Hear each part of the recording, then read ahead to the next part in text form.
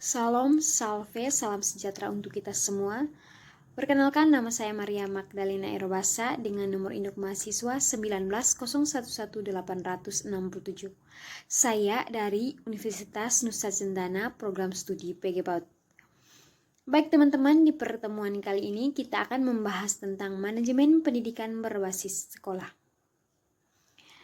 Nah, di sini kita akan membahas 5 topik besar. Yang pertama tentang konsep, yang kedua tentang karakteristik MBS, yang ketiga tentang fungsi, yang keempat mengetahui efektivitas, efisiensi, produktivitas MBS, dan yang terakhir koordinasi, komunikasi, dan supervisi. Baik teman-teman, hal pertama yang perlu kita pelajari dalam manajemen pendidikan berbasis sekolah itu sendiri yaitu konsep dasar MBS. Di sini termuat dalam Sistem Pendidikan Nasional atau Sikdiknas, termuat dalam Undang-Undang Nomor 20 Tahun 2003 Pasal 51 Ayat 1. Pengelolaan satuan pendidikan anak usia dini, pendidikan dasar, pendidikan menengah dilaksanakan berdasarkan standar pelayanan minimal dengan prinsip manajemen berbasis sekolah atau madrasah. Yang berikutnya hal yang melatar belakangi konsep dasar MBS. Yang pertama, desentralisasi pendidikan. Paradigma pendidikan yang bermula sentralisasi beralih ke desentralisasi. Yang berikutnya, pemberdayaan dan memberdayakan semua individual sekolah. Di sini pengertian menurut para ahli, yang pertama, penyelesaian sumber daya secara mandiri oleh sekolah yang melibatkan semua individu dalam proses pengambilan keputusan untuk meningkatkan mutu sekolah, untuk menciptakan tujuan pendidikan nasional. Ini pengertiannya menurut Rusdiana 2014. Pengertian yang berikut, model manajemen yang memberikan otonomi atau kemandirian kepada sekolah dalam mengambil keputusan partisipasi semua warga sesuai standar mutu. Ini termuat dalam buku Sagala 2005. Yang berikut kita belajar tentang karakteristik MBS. Apa saja karakteristiknya? Yaitu yang pertama teman-teman, lingkungan sekolah yang aman dan tertib. Yang kedua, bagaimana merumuskan visi, misi, target, mutu yang jelas. Yang ketiga, kepemimpinan sekolah yang kuat. Yang keempat, apa saja harapan prestasi yang tinggi dari sekolah tersebut. Yang kelima, bagaimana usaha sekolah untuk mengembangkan staf kependidikannya. Yang kelima, dari situ akan mengevaluasi belajar untuk menyempurnakan pembelajaran. Dan yang terakhir, bagaimana hubungan komunikasi antara sekolah dan masyarakat itu sendiri.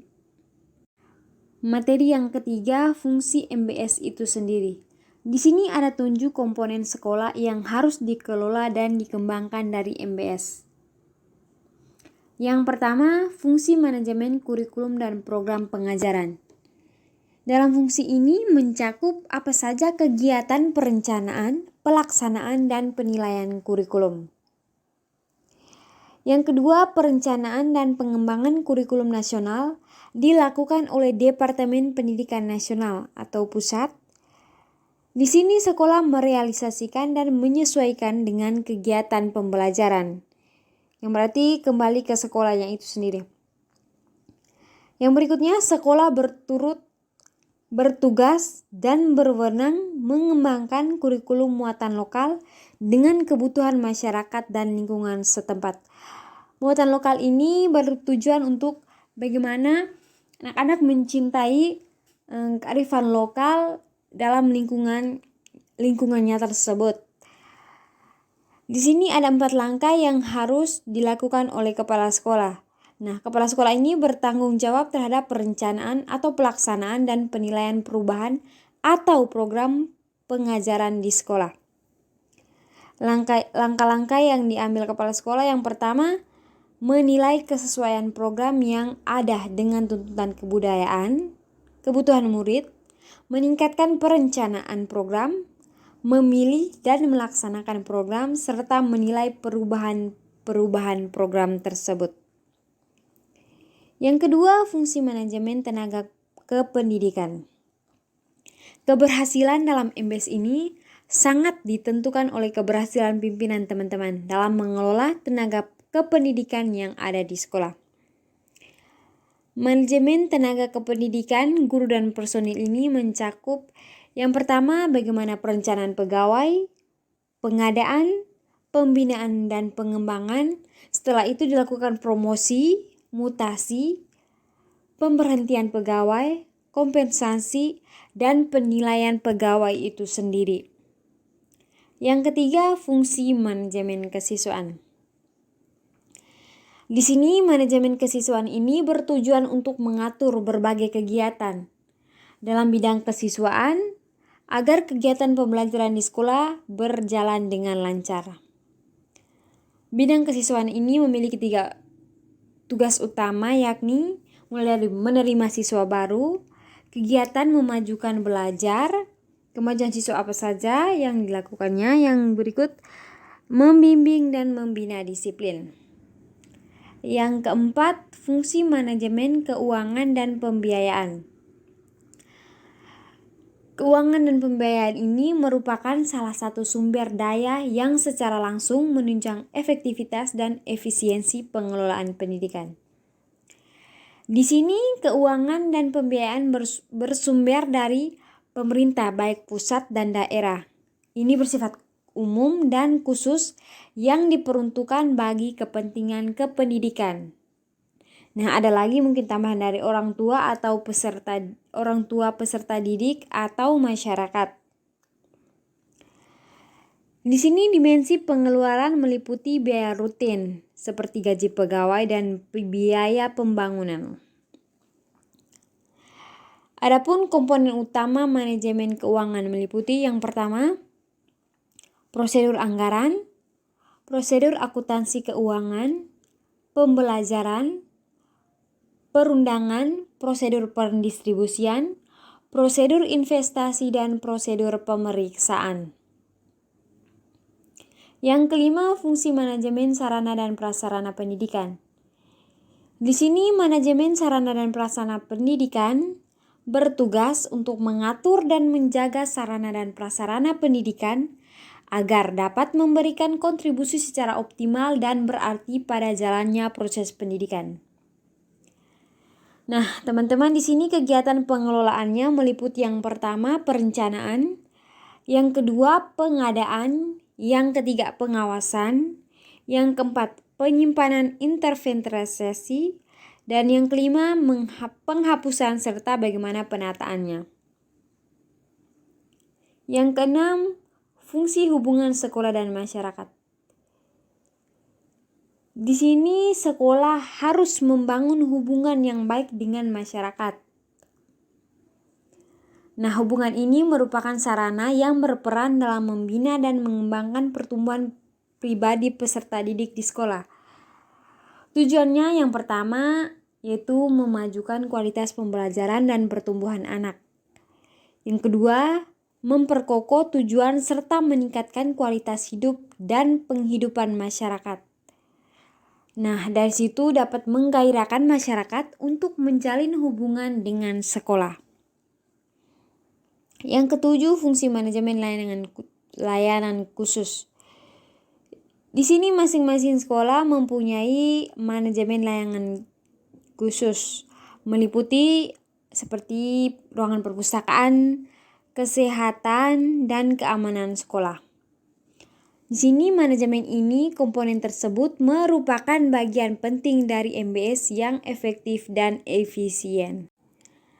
Baik teman-teman, kita masuk ke materi yang berikut, efektivitas, efisiensi, dan produktivitas MBS. Yang pertama, kita ketahui dulu pengertian dari masing-masing. Yang pertama, efektivitas MBS adalah tingkat ketercapaian tujuan peningkatan mutu di sekolah. Nah, dari efektivitas tersebut menuju ke efisiensi dalam MBS, yaitu memberdayakan sumber daya manusia dan sumber daya yang ada dengan menggunakan waktu dan biaya yang seminimal mungkin untuk mencapai tujuan yang diharapkan dalam meningkatkan mutu pendidikan di sekolah. Yang kemudian beralih ke produktivitas MBS, yaitu hasil-hasil capaian yang nyata dari sekolah yang berlangsung secara terus-menerus, bergerak terus-menerus dan meningkat. Adapun pengaruh rendahnya efektivitas MBS dalam meningkatkan mutu pendidikan, baik dari segi input maupun output. Yang pertama, pengaruhnya pada guru itu sendiri. Nah, dari segi input, pendidikan di Indonesia masih sangat rendah, sedangkan dari segi outputnya, di sini masih banyak sekolah yang lebih memperhatikan akademik daripada non-akademik peserta didiknya. Misalnya sikap dan sifat siswa yang kurang diperhatikan.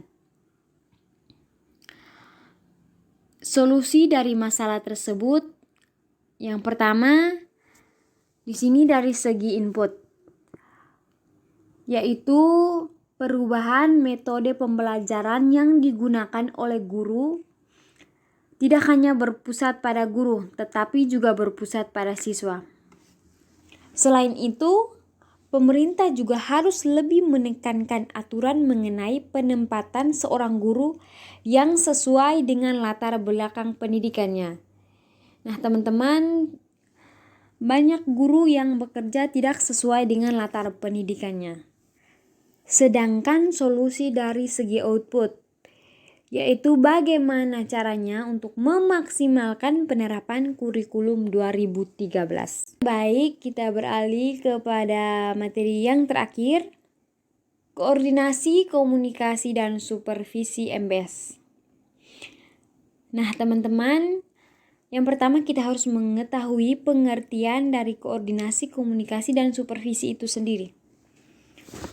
Koordinasi merupakan penempatan berbagai kegiatan yang berbeda-beda pada keharusan tertentu, sesuai dengan peraturan yang berlaku untuk mencapai tujuan dengan sebaik-baiknya melalui proses yang tidak membosankan. Adapun karakteristik koordinasi, di sini menunjukkan bahwa keselarasan tidak perlu selalu diupayakan untuk mencapai tujuan bersama. Dan koordinasi yang memadai tidak datang begitu saja, tetapi perlu dikondisikan, dibina, dijaga, serta dikembangkan secara terus-menerus dan berkesinambungan. Teman-teman, koordinasi ini dapat berjalan dengan baik apabila memperhatikan prinsip koordinasi.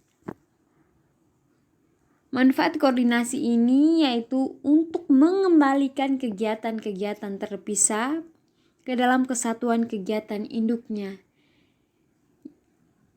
Ini kegiatannya disatukan, tidak terpisah-pisah antara atasan dan bawahan. Yang berikut, berdasarkan ruang lingkungannya, koordinasi dibagi dua, yaitu koordinasi intern dan koordinasi eksternal. Yang berikutnya kita belajar tentang komunikasi. Teman-teman, komunikasi merupakan hal yang sangat penting. Komunikasi harus selalu dilakukan oleh sekolah. Komunikasi tersebut bisa bersifat internal, bisa antara personil sekolah, dan bersifat eksternal antara sekolah dengan orang tua peserta didik dengan masyarakat.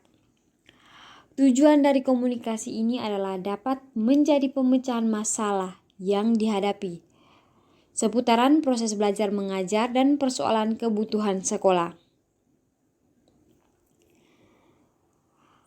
Hal ini terjadi karena kerjasama dan saling support dari berbagai komponen.